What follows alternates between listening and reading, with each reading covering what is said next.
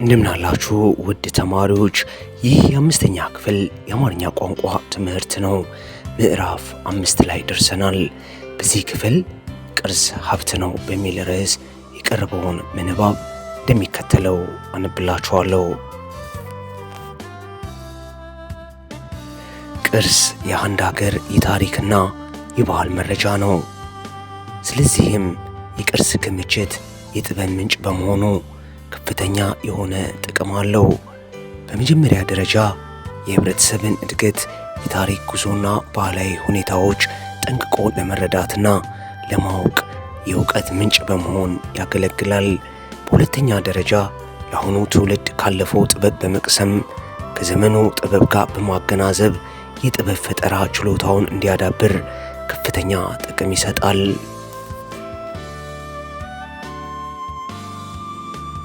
ድርቅና ተደናቂ የሆኑትን የሀገሪቱን የታሪክ ቅርሶች ለመመልከት የሚያጓጉትን የውጭ ጎብኚዎች በመሳብ በምጣኔ ሀብት እድገት በኩል የውጭ ምንዛሪ ያስገኛል።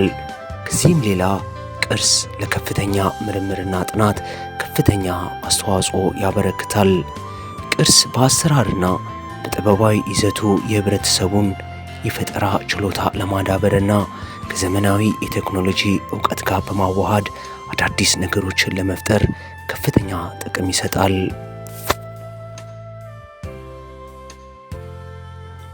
ይህንን የመሰለ ጥቅም የሚሰጡ የታሪክና የባህል ቅርሶች በሚገባ ተመዝግበው በጥንቃቄ መጠበቅና መያዝ ያስፈልጋቸዋል።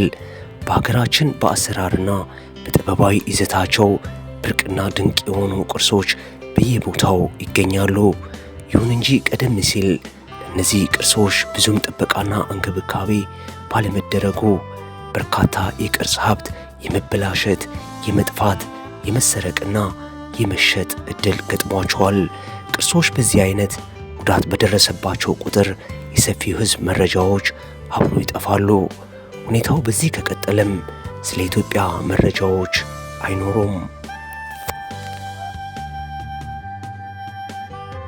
ስለሆነም የታሪክና የባህል ቅርሶች በሚገባ እንዲጠበቁና እንዲያዙ መንግስት ከፍተኛ ትኩረት በመስጠቱ የሚመለከተው አካል የተጣለበትን ኃላፊነት ለመወጣት ታሪካዊ ቅርሶች ተመዝግበው አስፈላጊው ጥበቃና ቁጥጥር በመደረግ ላይ ነው።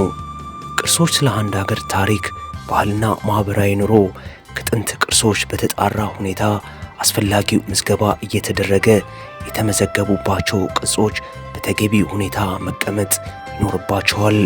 ምዝገባው ለቅርሶች ደህንነትና እንክብካቤ በጣም አስፈላጊ ስለሆነ በክልሎች ለሚገኙ ቅርሶችም አስፈላጊው ምዝገባ ከተደረገ በሀገሪቱ ውስጥ ያሉትን ብሔራዊ ቅርሶች ለይቶ ለማወቅና ጉዳት እንዳይደርስባቸው በየጊዜው አስፈላጊውን ቁጥጥር ለማድረግ ብልሽት ከደረሰም በቀላሉ ለማደስና ለመጠገን እንዳይሸጡና እንዳይለወጡ ለመከላከል ከማስቻሉም ሌላ ቅርስ የአንድ ሀገር የታሪክና የባህል መለያ ጥበባዊ እወቱና በአሰራሩም ብሔራዊ ብቻ ሳይሆን ዓለም አቀፋዊነት ስላለው ህብረተሰቡ ሊንከባከበውና ሊጠብቀው ይገባል።